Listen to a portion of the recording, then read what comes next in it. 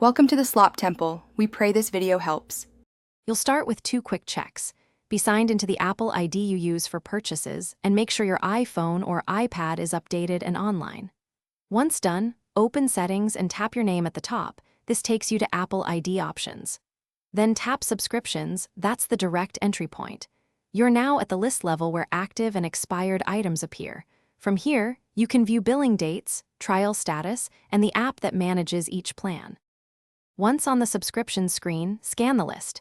Active items show renewal dates and expired items are grouped below.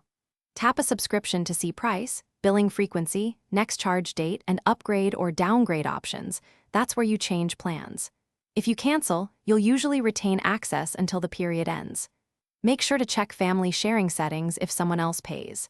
If a plan has a trial, you can restore or end it here. The screen explains prorates and billing implications. After making changes, confirm them on screen and expect a receipt from Apple by email. Make sure the next billing date reflects your choice.